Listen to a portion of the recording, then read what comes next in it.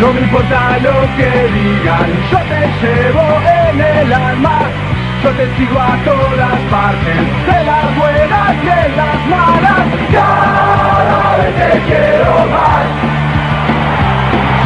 La locura nacional, te sigo a donde vas. Hola, hola, bienvenidos a Foro Bolso Radio, nuestro segundo programa. Acá andamos con el Facu de vuelta. ¿Qué tal, muchachos? Un gusto, Sarrín, estar con vos acá de nuevo. Un gusto para mí también. Bueno, primero queríamos agradecerles por la recepción que tuvimos en el foro, en las redes, páginas, la aparición de usuarios extintos como el Sinocren, que nos vino a felicitar, suponemos, con su mensaje críptico. Los queremos invitar una vez más a opinar, a ofrecer temas, modalidades de programa. Por ejemplo, se nos ocurrió si les interesaría participar en podcasts mucho más cortos, de 5 minutos, exponiendo un tema específico. Por ejemplo, venta de entradas, hora del parque, entrevistas a jugadores, sea de la formativa. Por ejemplo, Facu nos podía contar algo de eso. Sí, la idea más o menos es que nos manden un audio por WhatsApp o por donde ustedes quieran, que lo podamos recibir en formato audio. Y los mejores temas, empezar a subirlos. Obviamente esto se elige entre todos, porque Foro Bolso lo hacemos entre todos. Y bueno, la idea es básicamente esa, que darles participación a todos, que todos puedan formar parte de este proyecto y que sea bastante más democrático. Claro, y aparte pulirlos entre nosotros, así queda bastante contundente el tema, se puede presentar y hasta los profes del liceo quedan impresionados. Hoy queremos hablar sobre un tema que nos pareció interesante plantear, algo más general, capaz que más sobre las nubes, que es la situación actual del fútbol uruguayo, el estado en que están los clubes, cómo están creciendo, las políticas institucionales, y cómo influye todo esto en Nacional, en dónde estamos parados nosotros. Para empezar, entonces, vamos a arrancar hablando de las formativas, que es algo que por ahí no conocemos, pero que estamos todos más interesados de cómo se encuentra el bolso hoy día y cómo han crecido los demás clubes a partir de distintas políticas. Como todos sabemos, Nacional en la última década ganó muchísimo terreno en formativas, ganando muchísimos años la tabla general, siendo el equipo que colocó más jugadores en Europa, teniendo las ventas más caras, teniendo jugadores con proyección de selección. Incluso hoy mismo es el equipo que tiene más jugadores en las selecciones menores, sub-15, sub-17 y sub-20. Pero también hay que reconocer que se nos han acercado mucho otros clubes, que hoy Nacional no es jugar y cobrar contra todos menos los típicos, Defensor, Danubio, Peñarol. También han aparecido equipos que nos cuesta ganarles, como River, como Liverpool, como Wanderers, que tienen sus propias políticas. Y bueno, y de eso queríamos hablar. Hubieron clubes que han hecho inversiones muy grandes desde lo metodológico a lo financiero. Tenemos la inversión multimillonaria de Liverpool, que construyó no sé cuántas canchas fueron, Facu, más o menos. Vos fuiste hasta ahí y lo viste. Contanos todo, desde lo bueno hasta lo otro. Bien, la verdad te voy a decir una cosa, vi dos realidades, porque al lado del complejo de Liverpool está el complejo de Bellavista y me dio muchísima lástima el terreno desperdiciado que tiene ahí. Y por el otro lado mirás para la vereda de enfrente, porque es una callecita finita y es hermoso lo que se ven unas canchas muy bien cuidadas, se ve que en inferiores van a aspirar a un juego bastante protagonista por lo que se ve que son las canchas, porque si no apostás a eso, si no apostás a la compra de jugadores y ya está, ¿entendés? Y jugamos a lo que salga y a la calidad, claro, pero se ve que se le están dando buenas condiciones a los chicos para formarlos con determinados conceptos que por ahí en las canchas que tenemos acá no se pueden aplicar al 1000%, digamos. Porque puede ser que Liverpool hizo como 12 canchas de primer nivel o algo así. Sí, creo que son 11 y bueno, y tienen terreno para hacer más. Por otro lado, también lo que vi, que por ahí es, capaz que estoy siendo un poco pretencioso, no sé hace cuánto que habrán arrancado ahí, pero por ejemplo, todavía no había lugar para cambiarse, los chicos se cambian en un granero.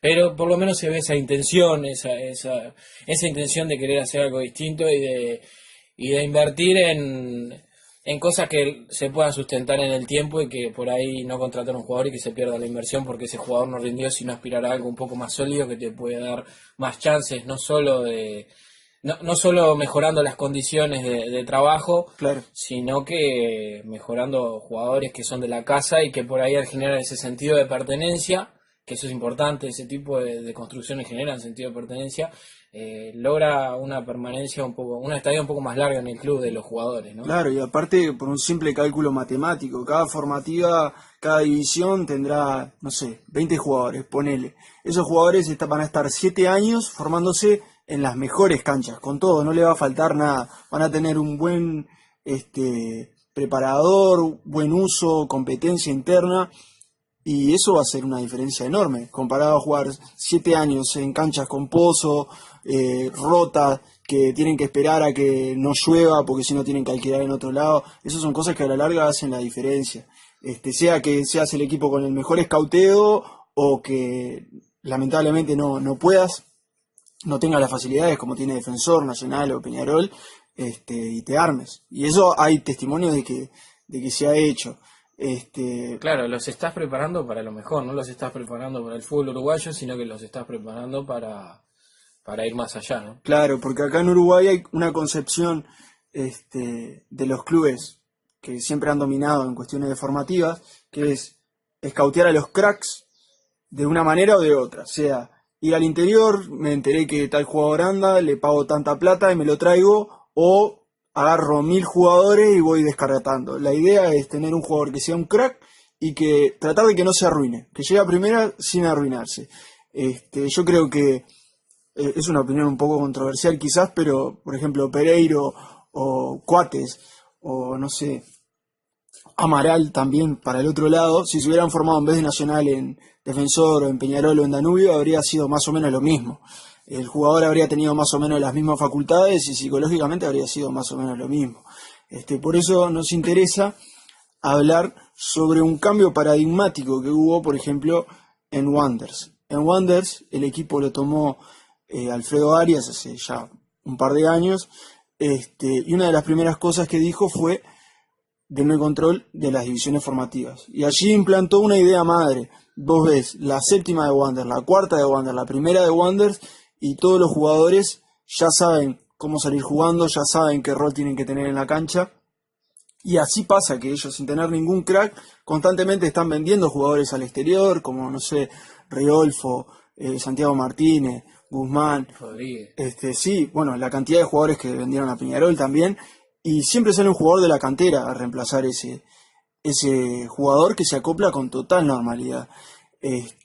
Sin descollar, pero potenciado por ese sentido de pertenencia y por ese trabajo desde abajo. Claro, los conceptos, por cómo juega, se asocia, a lo mejor no sirve para jugar en otro club, por ejemplo, o tal vez no, por cómo se juega acá no sería tan desnivelante en otro club, pero vos lo ves jugar y sabés que salió de Wander, por cómo toca, se asocia, se mueve, conoce los desmarques, se ofrece siempre de apoyo. Claro, son jugadores que saben moverse sin pelota, etcétera. Me parece interesante entonces hablar de algo bastante controversial, que es que la gente normalmente piensa que un trabajo bien hecho en formativas es tener desde la séptima hasta la primera división jugando todos la misma formación, los mismos roles que la primera. ¿Por qué? Porque si el jugador juega todas las formativas igual, va a ser más fácil insertarse en primera división. Yo pongo en duda eso, primero por algo muy básico, que es que el técnico en primera división cambia. No quiero entrar en el debate de este técnico es ofensivo y este es defensivo, pero tenemos claro que Munúa era muy diferente a Peluso y es muy diferente a Lasarte.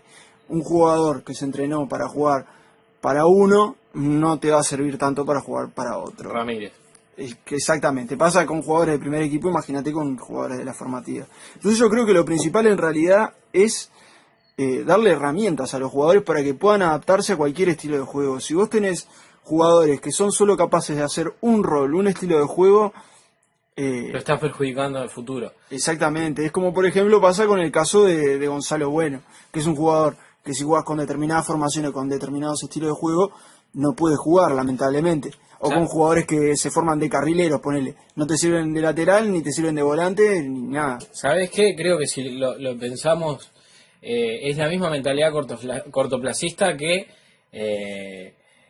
formar para ganar, digamos. En las formativas y ganar como sea, es lo mismo, es perjudicar al jugador en beneficio del club y tener una idea de madre, no quiere decir que tengan que jugar todas las categorías iguales, sino que se enseñan determinados conceptos, determinados movimientos que aplican para cada categoría y dentro de esa idea madre cada entrenador tiene su impronta. Claro, porque no todas las formativas aparte van a tener la misma calidad de jugadores.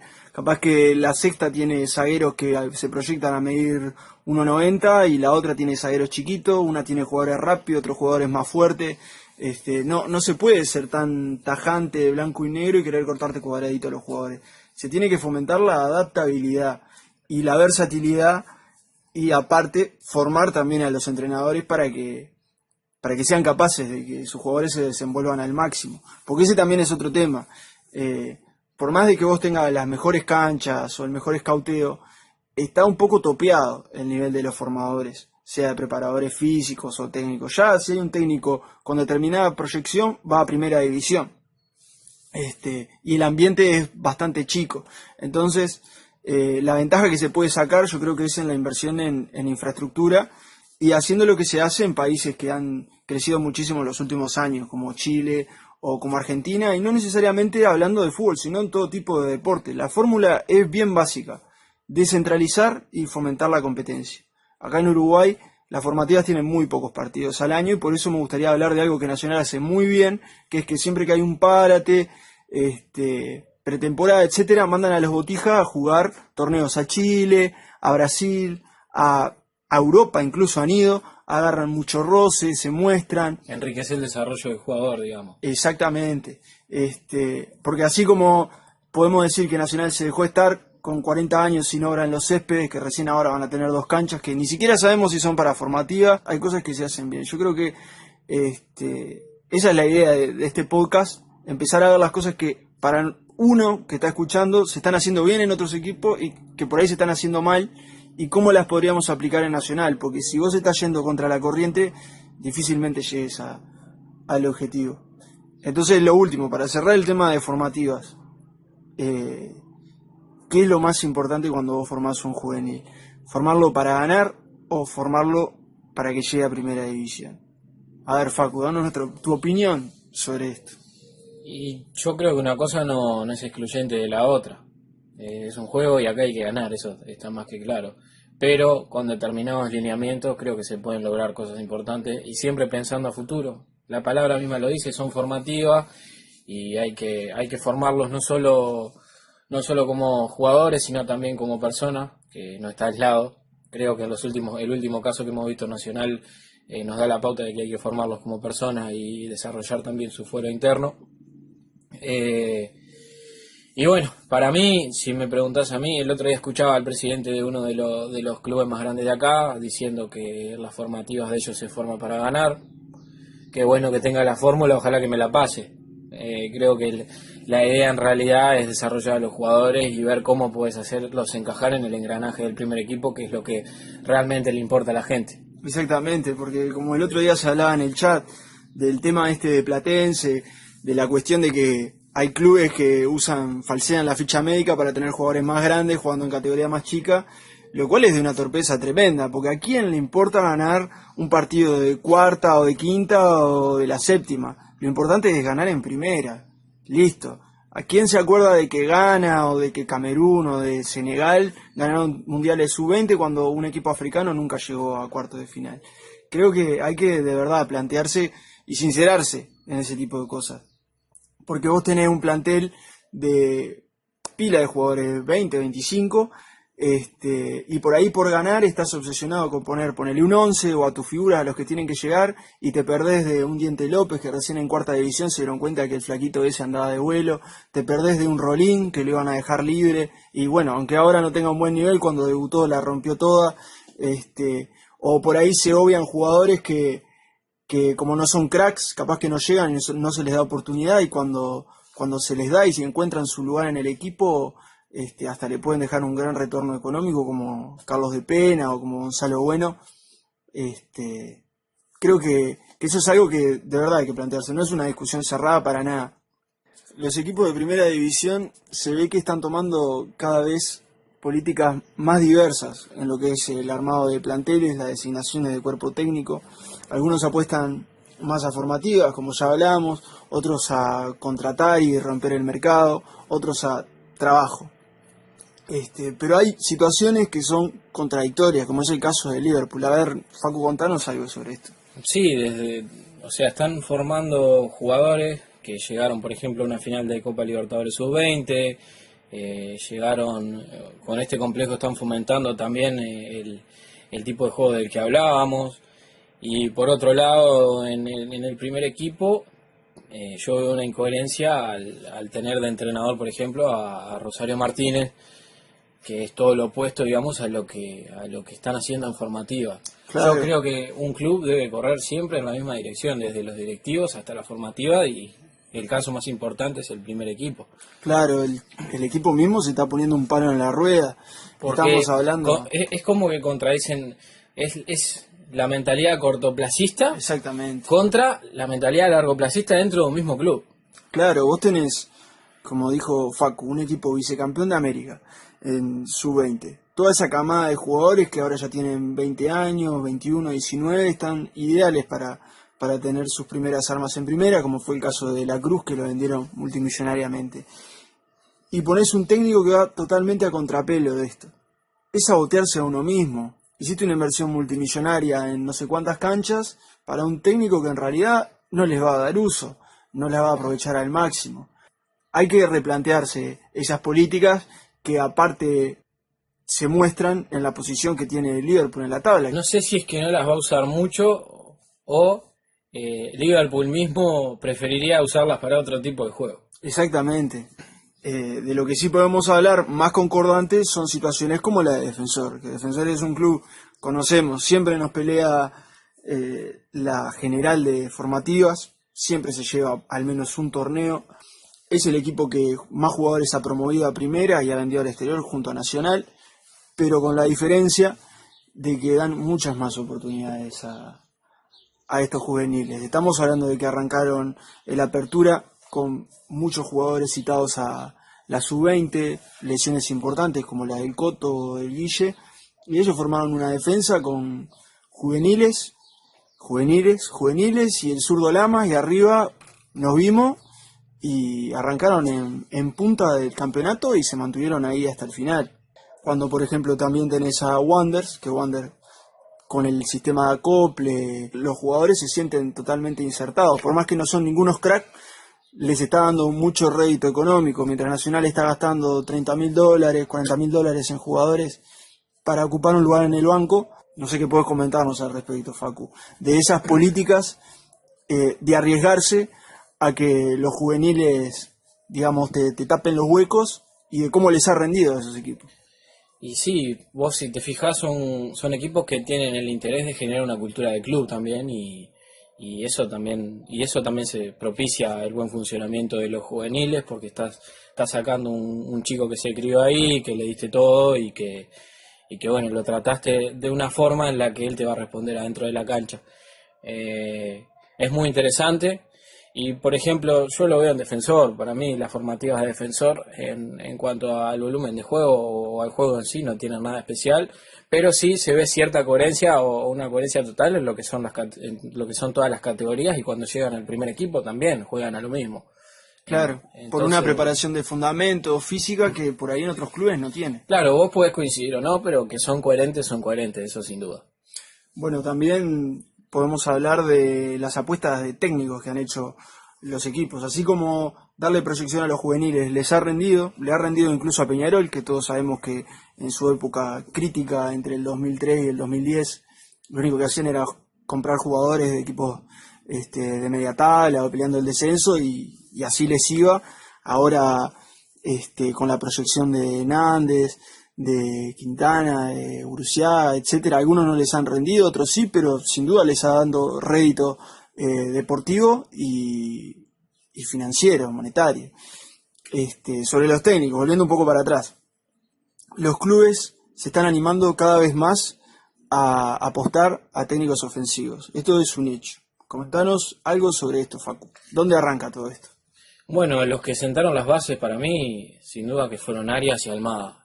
Los dos, si bien de Almada podemos decir que es un poquito más pragmático, aspiraba a otra cosa, tenía un conocimiento que mejoraba la calidad del jugador y que generaba también estar siempre un paso adelante del adversario y por ahí golpeaba.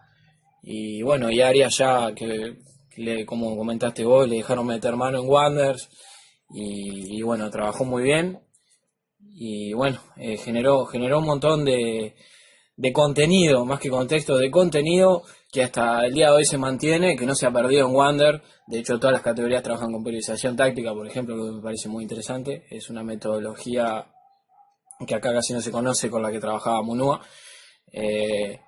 Y bueno, eso habla de también la diversidad que hay hoy y bueno, resumiendo, gracias a Almada y Arias, hoy podemos decir que varios técnicos se están imitando o se están animando a jugar a otra cosa. Claro, y los mismos clubes. En el caso de Wanderers, para mí fue muy discutida la contratación de Giordano, después de tener a técnicos que tenían fútbol de propuesta como Arias o como Machado.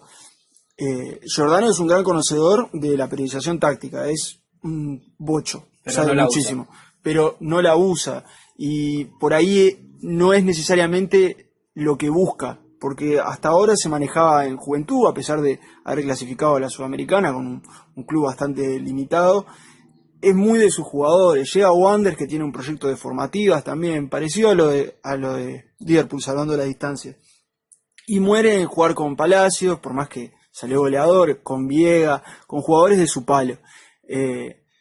Creo que los equipos tendrían que ser un poquito más osados, a pesar de todo.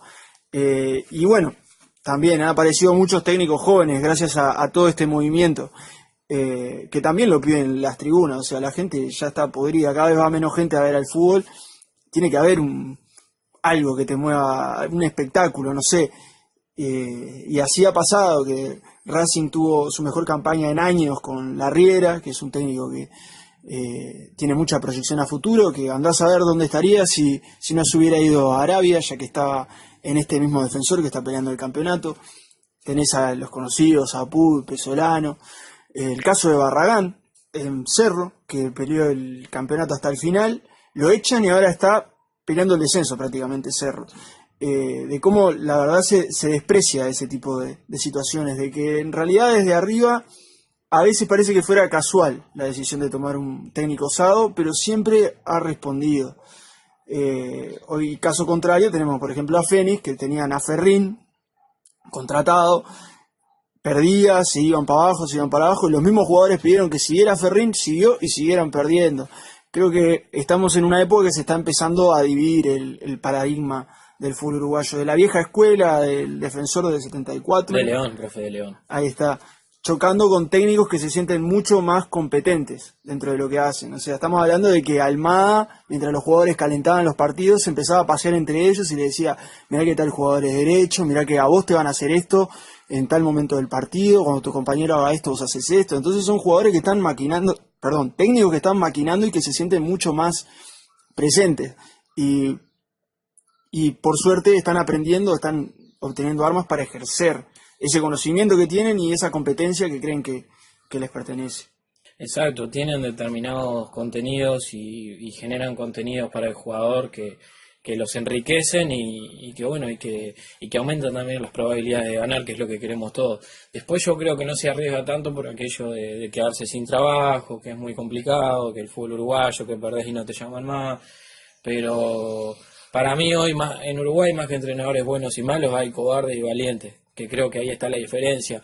Incluso vos mirabas, por ejemplo, a Nacional o Peñarol hace unos años y te decían que ganaban los partidos porque nadie los atacaba. Hoy que hay equipos más ofensivos y se animan a atacarnos, nos están complicando muchísimo. Caso Boston River, que nos pegó un baile, por ejemplo.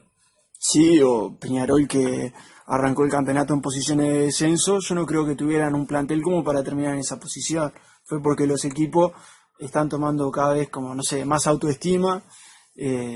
Como contaba, no sé si fue Alonso, que salían al Centenario a jugar contra Nacional Peñarol y se veían 4 goles abajo. Hoy no, hoy todos de verdad quieren ganar y se sienten capaces de hacerlo, porque los clubes cada vez más les están dando más armas a los equipos. Claro, además se dieron cuenta de que más allá de las superioridades cualitativas que pueden llegar a tener los grandes, no hay más nada atrás en la mayoría de los campeonatos.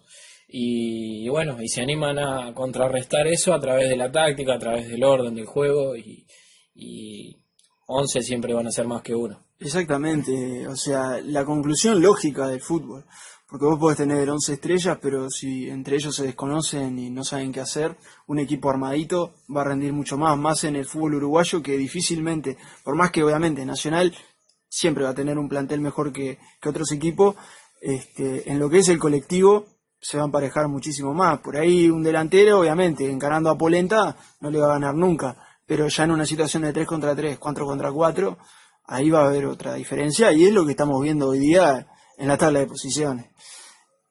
Bueno, creo que da para hablar 10 horas más de esto, de la situación de cada club en particular, pero en este panorama queremos situar a Nacional. Nacional, ¿cómo se encuentra en el armado del plantel principal? ¿Le está dando suficiente lugar a las formativas? ¿Es meritorio o no que se les dé ese lugar? ¿Las contrataciones justifican los sueldos que tienen? ¿Son tan superiores a los demás planteles? ¿Y por qué no se ejerce esa superioridad? ¿Por un tema táctico? ¿Por un tema de que se dejan estar? ¿Por un tema de que crecieron cualitativamente los demás equipos? Creo que esas son cosas muy valiosas para razonar, ¿no, Facu? Sí, yo creo que, como te decía recién, los equipos chicos se han dado cuenta de un montón de cosas y Nacional y Peñarol no se han dado cuenta de nada. O sea, siguen estancados en lo mismo, y eso genera relajación en el jugador, y no lo lleva a salir de su zona de confort tampoco. Creo que los entrenamientos, los métodos de entrenamiento tampoco son el gran atractivo que pueda generar interés para ellos, más cuando te fuiste a Europa y volviste, que es el caso de la mayoría de los jugadores. Y bueno, y todo eso influye, por supuesto que todo eso influye, y que si vos te fijás, las grandes figuras de los nacionales de los últimos años han sido en su mayoría juveniles, o juveniles que se han ido consolidado y han vuelto. Exactamente, en los campeonatos las grandes figuras, el Morro, Lodeiro, Cuate, Claro, bueno. y es por el espíritu competitivo que tienen, y creo que también va por el lado del agradecimiento al club, y también demostrarse, y por qué no pegar el pase e irse. Exactamente, yo creo que la gran debilidad de los equipos grandes acá en Uruguay es ser tan grandes que se creen que los otros equipos no los pueden tocar y que no tienen nada para aprender de los demás. Claro. Creo que lo principal es empezar a ver, porque hay cosas que se hacen muy bien. Y también yo lo veo como el desgaste de llegar al éxito. ¿Qué es esto? Para profundizar un poco voy a contar una pequeñísima anécdota sobre una charla que tuvieron Kasparov, campeón y maestro de ajedrez, con Guardiola en Nueva York en el año sabático de Pep, antes de agarrar el Múnich. Y él contaba que tenía las capacidades para ganarle a Carlsen, que era el campeón mundial con 22 años, pero que era imposible.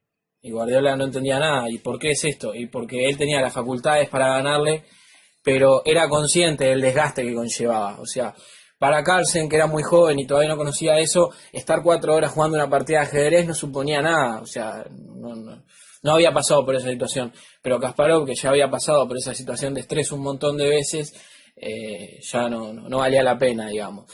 Esto yo creo que pasa mucho en el fútbol, en algunos entrenadores y en algunos jugadores, que es el desgaste que conlleva llegar a Europa o destacar, que es comer sano, entrenar bien, estar concentrado, dedicarle tu vida realmente al fútbol. Claro.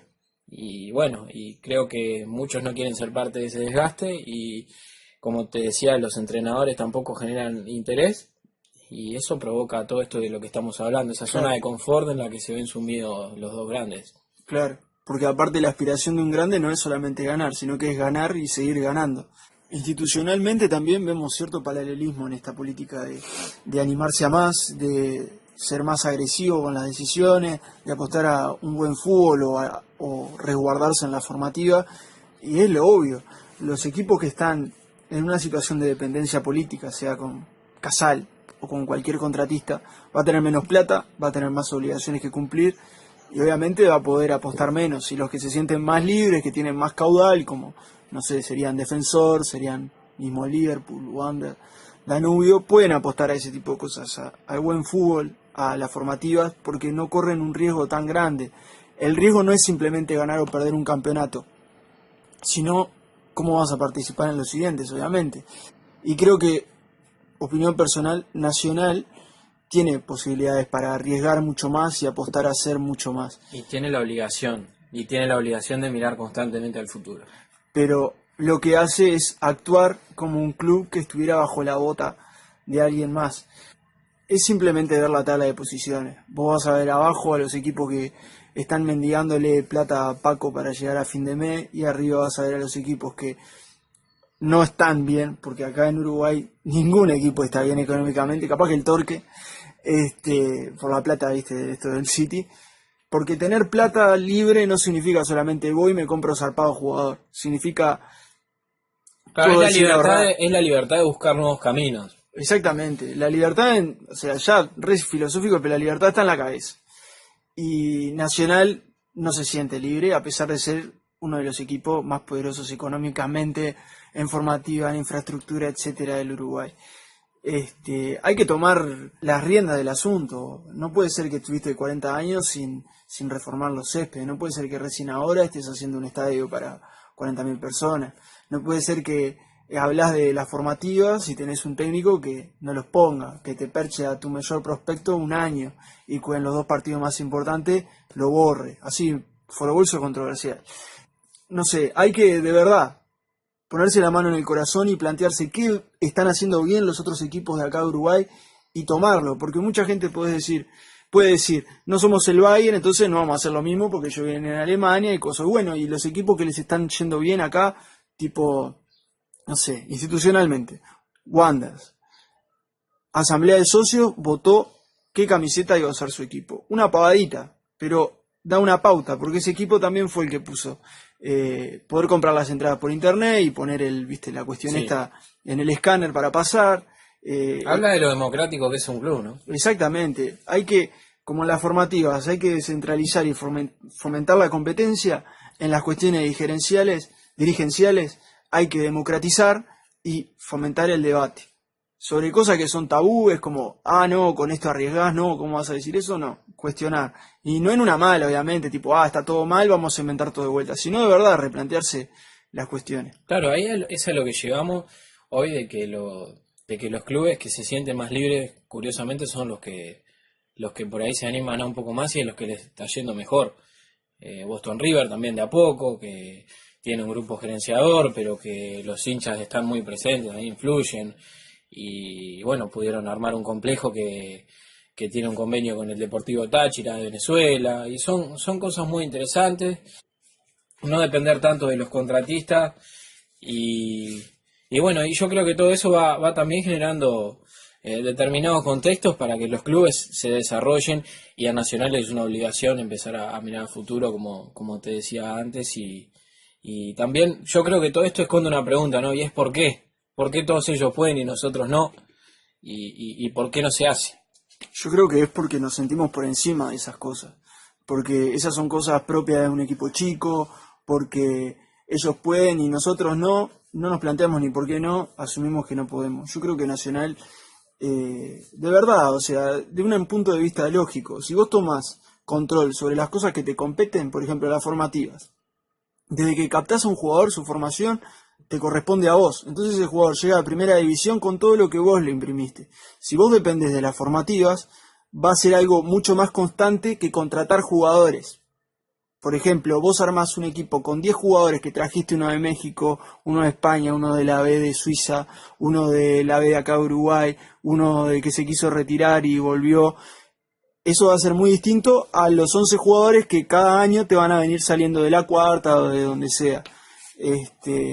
Que eso es algo que comprendieron los equipos. Mientras vos estés más en control de lo que te pasa, los resultados van a ser mucho más controlables. Claro, y formás una cultura de club, además ¿qué club acá, si no es Nacional, puede formar una cultura fuerte de club? Que creo que ya la tiene, solo que hoy está muy transparente, digamos, podríamos decir, muy debilitada por todo esto que venimos hablando, por las pocas oportunidades a los juveniles, por el trabajo en los juveniles. Y por lo que hablaste del desgaste de ganar, yo creo que también los mismos hinchas sienten determinado desgaste. Hay un tema que se habla siempre es de cómo se festejan los uruguayos que se ganan. Un uruguayo que se gane hoy, el especial que se ganó, no se festejó tanto como en el 98 como en el 92. Pero eso no implica que siempre tenemos que tener el mismo compromiso con el club, en todo sentido. Y claro, plantearse qué puedo hacer yo como hincha para que Nacional sea más grande. Claro, como siempre decimos, qué lugar va a ocupar Nacional en nuestra vida, y es tiempo ya de empezar a planteárselo, porque hay clubes que empiezan ya a acercarse, al menos en cuanto a lo institucional, por ahí no en lo económico, pero sí de otras formas que sí pueden hacer daño a lo futbolístico, que es lo que nos interesa a todos. Bueno, ya estamos terminando nuestro segundo programa. Les agradecemos que se hayan quedado ahí con nuestro mini debate hasta este momento. Otra vez, estamos muy contentos de hacer este programa, de poder acercarnos a ustedes, y queremos que se involucren cada vez más, así lo podemos disfrutar todos en este espacio que no es común en la prensa o en la prensa partidaria, y que queremos que siga aflorando e involucrar cada vez más hinchas y, ¿por qué no?, marcar una tendencia, de verdad. Como se hizo en las tribunas, capaz que lo podemos hacer en la cancha a partir del foro. Re magnánimo el tipo. Nada, nos estamos viendo entonces para la próxima edición de Foro Bolso Radio. ¿Alguna palabra final, Facu? Están invitados la semana que viene de nuevo a escucharnos. Vamos a estar con el Chala y con Santi Rodríguez, una de las joyitas que tenemos en el club. Vamos a estar hablando de un montón de temas. Golazo clásico aparte. Sí, vamos a estar tocando un montón de temas con ambos. Así que bueno, están invitados, y como dijo Acerrín, estaría bueno que empiecen a incluirse, que eso también democratiza un poco lo que es la hinchada del club. Bueno, entonces sin más, le dejo un abrazo y arriba Nacional. Nos vemos. Nacional, sos el decano, el primero y el más grande, el que escribiera la historia del país campeón mundial. Una pila, una cortada, un golazo de Escarones, eso es llanto, grito ronco, es el viejo Nacional.